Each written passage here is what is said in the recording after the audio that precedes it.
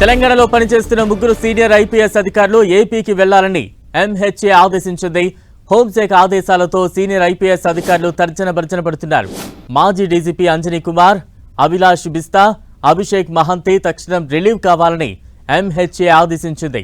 అంతేకాదు 24 గంటల్లో ముగ్గురు ఐపీఎస్ అధికారులు ఏపీలో రిపోర్ట్ చేయాలని కూడా ఆదేశాలు జారీ చేసింది. దీంతో ముగ్గురు అధికారుల రిలీవ్పై సందిగ్ధత కొనసాగుతోంది. ఇప్పటికే గతంలో క్యాట్ ఇచ్చిన ఆదేశాలను హైకోర్టు కొట్టివేసింది. దీంతో చేసేదేం లేక తెలంగాణలో పనిచేస్తున్న ఏపీ క్యాడర్ ఐఏఎస్లు ఏపీకి బదిలీ అయ్యారు.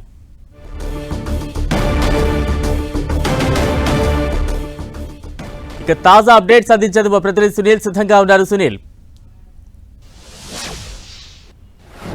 తెలంగాణ రాష్ట్రంలో పనిచేస్తున్నటువంటి ముగ్గురు ఐపీఎస్ అధికారులు ఆంధ్రప్రదేశ్లో రిపోర్ట్ చేయాలంటూ కూడా నిన్న మినిస్టర్ ఆఫ్ హోమ్ అఫైర్స్ అధికారులు ఆదేశాలు జారీ చేయడం జరిగింది. గతంలోనే మనం చూసాము ఐఏఎస్ అధికారులు సైతము DoPT department of personal trainee అధికారులు ఆదేశాలు జారీ చేసింది. ఈ నేపథ్యంలో వారందరూ కూడా క్యాట్ని ఆశ్రయించారు. కానీ క్యాట్లో సెంట్రల్ అడ్మినిస్ట్రేటివ్ ట్రిబ్యునల్లో ఎలాంటి ఊరట లభించకపోవడంతో 5 ఐఏఎస్ అధికారులు వెంటనే ఆంధ్రప్రదేశ్కు వెళ్ళి రిపోర్ట్ చేసింది. వీరు క్యాట్ ఉత్తర్వులను గతంలో హైకోర్టుకు వెళ్ళారు. కానీ హైకోర్టు మాత్రం క్యాట్ ఉత్తర్వుని కొట్టివేసింది.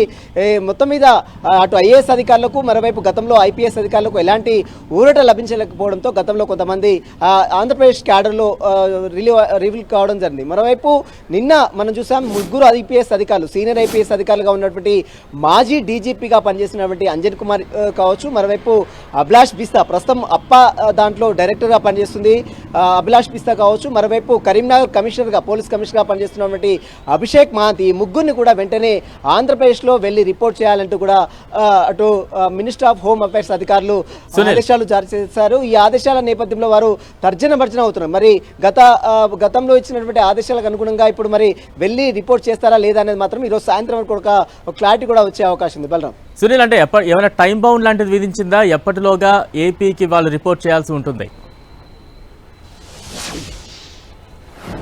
వెంటనే, అంటే 24 గంటల్లో వాళ్ళు వెళ్ళి వెంటనే రిపోర్ట్ చేయాలని ఇప్పటికే కేంద్ర హోంశాఖ ఆదేశాలు జారీ చేసింది. మాజీ డీజీపీగా పనిచేస్తున్నటువంటి అంజనీ కుమార్ ప్రస్తుతము రోడ్ అండ్ సేఫ్టీ చైర్మన్గా పనిచేస్తున్నారు.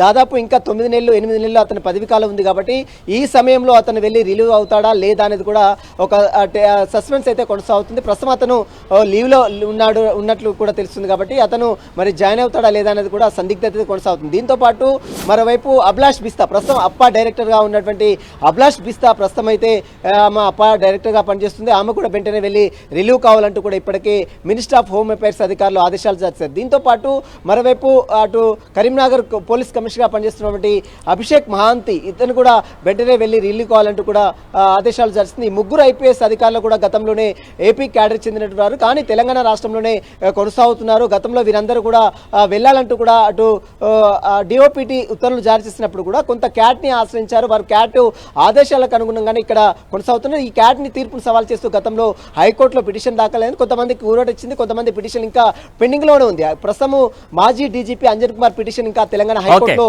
పెండింగ్ లోనే ఉంది. కానీ ఇప్పుడు మళ్ళీ కేంద్ర హోంశాఖ ఆదేశాలు జారీ చేయడంతో ఇప్పుడు రిలీవ్ అవుతారా లేదా? ఎందుకంటే ఇటీవల కాలంలో కొంతమంది ఐఏఎస్ అధికారులు వెళ్ళి ఆంధ్రప్రదేశ్ లో రిపోర్ట్ చేశారు. కాబట్టి మరి వీరు కూడా రిలీవ్ చేస్తారా లేదా అని చూడాల్సింది చెప్పవచ్చు. Right, thank you Sunil.